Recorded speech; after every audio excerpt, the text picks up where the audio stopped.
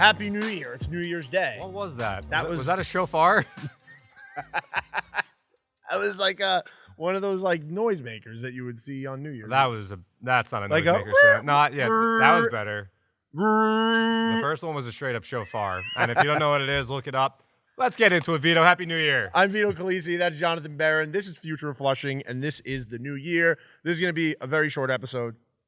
If it's not a short episode, you know who to look at. I gotta run in like 15 minutes, so I'm gonna have to do what I can here. But all we wanted to do real quick was just kind of look back at this year and talk about some of our favorite moments from the Mets minor league system as well as our year.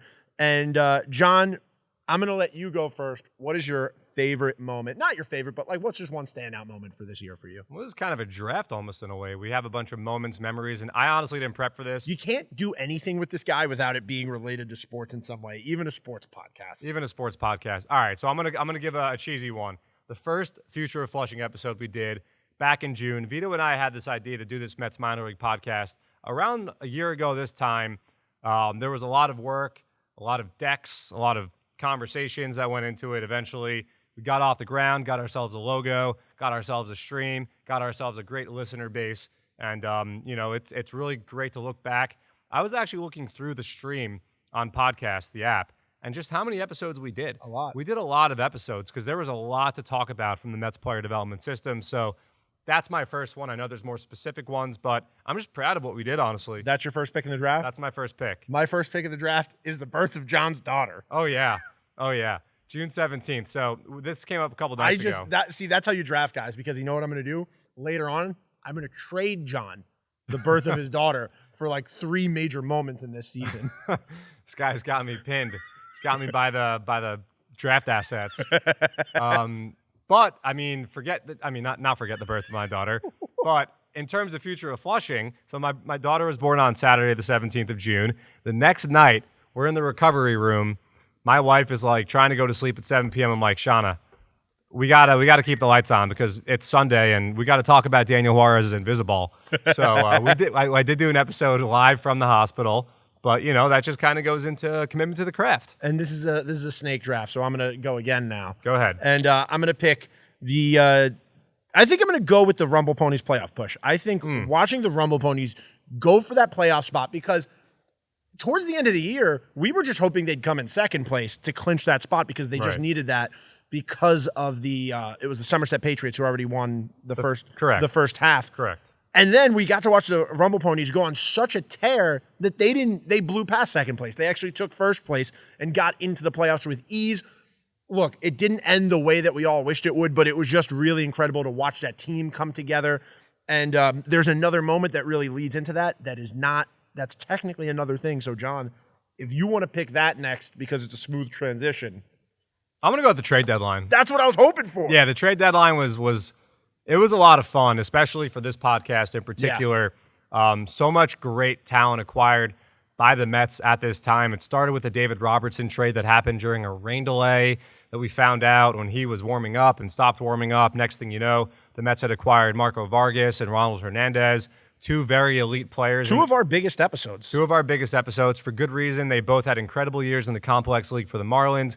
Came over seamlessly. We saw both of them play when we went down to Port St. Lucie after they had both been promoted to the Florida State League. One's a catcher slash first baseman. Vargas plays up the middle, a short-handed infielder. Both get on base, both walk. They both hit. They both came over together. They had funny stories about the moment they found out they were traded. So then you have the trade with Max Scherzer going. Luis Angel Acuna, an incredible athlete coming in, guy that plays second, short, center field, just like Jett Williams. And, of course, the Justin Verlander deal netting the Mets, both Drew Gilbert and Ryan Clifford. So many great things to say about those guys. And don't forget the Tommy Pham trade that netted the Mets Jeremy Rodriguez, who after the DSL Mets got their hands on him, he absolutely took off. He was a bonus baby. By that, we mean he got $1 million plus signing bonus in the 2023 international free agent class. He was fantastic. So Jeremy Rodriguez, another one of the many great gets by the Mets that really beefed up the Mets player development system in many, many eyes, a top 10, even top 5 system. A lot of it has to do with the trade deadline. I'm sorry if I was long-winded there. No, that was fine. Now it's a snake draft, so you get to go again real quick. All right, I get to go again. I'm going to go with our trip to Arizona. Oh, dude, I seriously was going to pick Arizona next. I'm sorry. That's what happens in a snake draft, you know? This is thrilling. This is good. But yeah, we went to the Arizona Fall League October 24th to October 29th. We had a great time. Number one, the weather in Arizona is the best. We fell in love with Arizona. The mountains are purple. They've got a hockey arena that seats 5,000 people, and an NHL team plays there. We got to go check that out. We did. But most importantly, we got to watch some good baseball and spend some time with some good baseball players, both on and off the field. We learned a lot about these guys. It was a great experience for them to hang out with us. We kind of did a little stuff away from the field, as you guys have seen. If not, check it out on the Mets YouTube page. But yeah, our Arizona Fall League trip was so memorable, so much fun. Shout out to those guys for making it even better for us. Yeah, that was an amazing trip. And if you live in Arizona or in the area, go check out those games because it's so unique. It's such a different kind of way to watch baseball.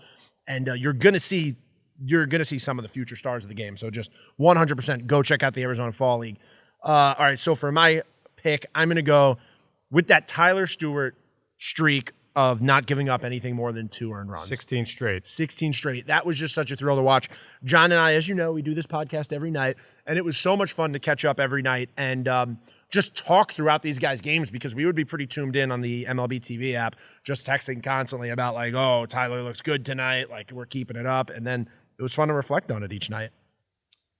All right, so I got another pick here. No, I get to go. Right? Okay, that's right. Because it's snake draft. I know what you're going to take.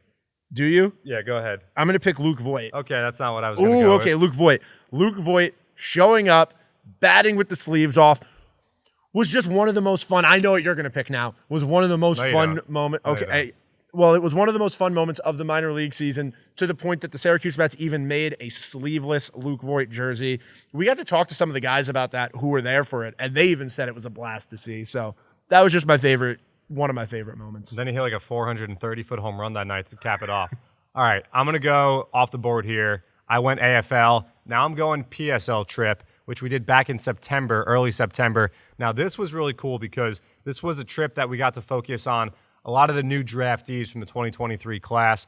That was awesome, especially getting to talk to guys like Colin Houck, AJ Ewing, Boston Barrow. 2 of the interviews we brought up before with Marco Vargas and Ronald Hernandez. Ronald Hernandez. The list goes on and on. Vito's boy, Nick Morabito, Nick LaRusso, a Big Ten guy like myself. We got to talk Nolan McLean, two-way player, definitely a guy Mets fans should know about. It was a really, really fun trip, and it really opened my eyes to how old I am, talking to a lot of these guys that were, God. I mean, seriously. They didn't know Space Jam. They didn't know Space Jam. They knew Space Jam 2. They didn't know Space Jam 1. I know, and that it was really kind of an eye-opener, but a lot of great conversations. Obviously the Mets scouting, the entire team of scouts did such a great job bringing in so much good talent, and there's a lot of excitement around that draft class, and it was really cool for us to spend some time with those guys, get to know them, see how hard they're working down, even after their season ended in the Complex League, just putting in the work to get better each and every day, kind of like us. Yeah. What was your number 2? You get 2 picks. I have another pick. What do we have here? All right, I'm gonna go with Luke Ritter. Luke Ritter is a guy that I'm really, really hopeful for in 2024. A guy that hit 27 home runs between AA and AAA this season. Had a 3-homer game back in May, and the Mets front office said, we have seen enough. He was promoted the next day to AAA. He kept on hitting. A guy that can play everywhere. We had a really good conversation with him. Ritter, the hitter. Unfortunately, it's Kansas City Chiefs. Stumbling upon some tough times right now. I don't feel bad for you, Luke. You've seen enough Super Bowls. I have seen no Super Bowls. I will never see a Super Bowl. But yeah, Luke Ritter had a real breakout season, power-wise especially. A college bat from Wichita State. Like I said, can play all over the place. Hopefully he gets his chance in the major leagues this year. But it was a shame. I kind of feel like I jinxed him because we were talking about 30 home runs. And then he suffers the oblique injury that ended his season. If not for the oblique, Vito, he was going to hit 35. I know. That's what I'm thinking. You know what's crazy? You talked about the Chiefs and how the Jets will not win a Super Bowl. You listen to this podcast, I said quite a few times the Jets are winning a Super Bowl this year. And I was saying it like tongue in cheek. Yeah, just in jest. He actually believed it. But I didn't believe it. It was just fun to say to everybody that confetti on our shoulders. All right. My first of my 2 picks because of the snake draft. Number 1, it's going to be the Complex League Mets. Watching the Complex League Mets this year was just nuts because they were one of the most dominant player development teams we've seen. And then the trade deadline comes along and they get even stronger. And then, unfortunately they lost in the championship. 1-game playoff. Oh, 1-game playoff. They lost. but it was, it was not the championship. It was the first round of the playoffs, right? Against the Braves, yep. But it was just really fun to keep up with this team. And then at the end of their season, to see those guys kind of splinter off and then go help teams like the PSL Mets. Some of them even went to Brooklyn, correct? At some point, yeah. Yeah, so it was just really fun to see that. And then I'm going to throw in my favorite moment of the season, actually. What was that? Mail carrier or dead. Mail carrier or dead was a moment we saw during the Akron game, right? Yes, Akron Rubber Ducks and Akron, yep. It was in Akron. We were watching on the stream. It was a Christian Scott start. I believe it was one of his first starts. It was one of his first starts, and because it was right before we interviewed him. So we were watching. Correct. We were really keeping up. We watched that whole game pretty intently just because we were talking to him the next day.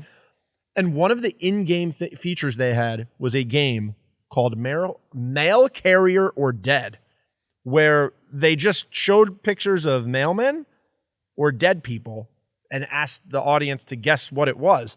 And then one of them was Betty White, and it just felt a little too recent. Yeah, it was no good. Just bizarre. It was bizarre, but it was so much fun. And we have actually asked separately, not just me, we've asked every player we've talked to who was on the team at that time if they noticed it. And of course, none of them did because they're like, bro, we were playing baseball. They're locked in. They're locked in. Maybe we raise some awareness, though. Next time they go to Akron, they'll have an idea to just, keep an eye out for the goofy stuff they're doing there at the Rubber Duck game. All right, am I up next? You're up next. You get 2 picks, and then I get 1, and then we close it out. All right. I'm going to go 2 player-oriented ones. My first one is going to be Jeffry Rosa and his Barry Bonds type display of power during the summer of 2023. Every single day, it felt like Jeffry Rosa was hitting home runs. Every single day, we were talking about it. He hit more home runs in the DSL than any player has since at least 2005. He made history. That's how far Fangraphs goes back, at least in the DSL. Brian Rusnak just walked in. I totally lost my train of thought. So Jeffrey Rosa, his home run barrage, that's one of mine. The next one is Jett Williams and all that Jett Williams did. That's a good one, dude. I mean, how could we not? It's kind of that's like Blade Tidwell falling to the second round there. I was gonna take Jett Williams with my. I'm sorry, I got to steal late here. You kind of like the Mets got to steal 14th overall in the 2022 draft because Jett Williams is a premier prospect in the sport. He started the year at low A. And if you're a batting average guy, you might have been underwhelmed by the season, although he was reaching base nearly half the time. But he gets on base with his legs. He puts the ball in play. He has an elite eye at the plate. He goes to Brooklyn, Vito, against tougher competition, pitching-wise, and he goes off. The power numbers spike. By the way, at a very, very hard stadium to hit in. Very hard. Very hard to hit in. Very windy. Very windy. Coming out from it's very hard. Oh, it's impossible. I mean, that's why park factors go into a lot of the expected statistics that you see. You got to account for that. Jett Williams, he totally bucked that trend, though. He went off offensively, continued to get on base at close to a 500 clip. And then, after the Brooklyn season ended, the Mets gave him one last challenge, and the 19-year-old stud middle infielder who could also play center field joins the Binghamton Rumble Ponies, and in Game 1 against Somerset, hits a massive 3-run shot off the big scoreboard out there in left field. Welcome to Double-A kid, 19 years old. He was so good. It's so much fun to watch this guy. I don't even know what to expect in the second full year of his professional career, but boy, oh boy, was it fun just talking about him all the time. The Mets have a stud on their hands in Jett Williams, and the breakout was in 2023, and we were all over it. And I just got myself a steal in this draft. You did. That was a crazy late draft acquisition.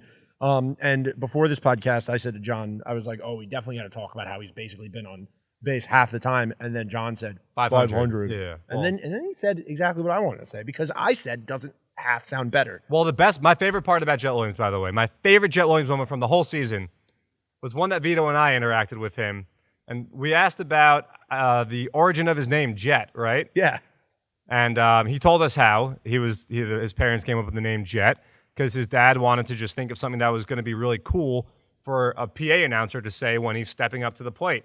And they came up with Jett. No relation to New York Jets, but it was just a really cool moment, a really cool back and forth. And the Vito had a funny comment. And also he told us Robinson Chirinos is one of his mentors. Yeah. Former Texas Rangers catcher. Didn't see that one coming, but I guess it makes sense, a Texas connection. And you know what? Anytime I've told fans about Jett Williams, for anybody who doesn't know him, they've said that's such a cool name. It is a cool name. And I've told them that was his dad's whole idea. You know what that name sounds like? What? 200 hits in a season. I was going to say Matt. Met Williams. M-E-T-T. Matt. All right, what's your last pick? All Let's right. hear it. I'm gonna do two quick ones because one is a real one and one is just a joke one. Okay. Spring training, where this Yep. podcast really got its origins. We sir. went down to Port St. Lucie for spring training, interviewed a ton of players. Yes. Thank you to Andrew Christie. Really Big helped us shout out out. to Andrew Christie. One of the best. One of the best. Could not have done this without Andrew Christie. Just introducing us to guys and like really helping them know that they could be comfortable with us. Mm-hmm. But we had a lot of fun in Port St. Lucie getting to know these guys. And obviously, you, the baseball fan, you don't get to get a relationship with these guys. So sometimes they just feel like names on a paper of like what, like I can't. How am I supposed to take seriously somebody in the complex league Mets right now? Sure. What was really cool about that was in the beginning of the season, we met these guys. We got to put faces to the names, and it just made it that much more fun to talk about it every night because, like, I did feel like you're just rooting for them because you got to know them. And we learned a lot about these guys there. And then my final thing was learning that John thought it was repertoire. You making fun of the way I say that word? Repertoire. Whatever. Repertoire. This is how we're gonna end the year. And you know what? Yeah, repertoire. I just say repertoire. I don't know. You know what? But back to spring training, I will say one nice moment. Me and John went to John's favorite restaurant, Kyle G's. We did. I came back from the bathroom, and there was a cake with a candle in it, and the waitress said, "I heard you guys started a podcast today." And then I looked up, and John was smiling, and he had set that up. So that was a nice moment we had at spring training this year.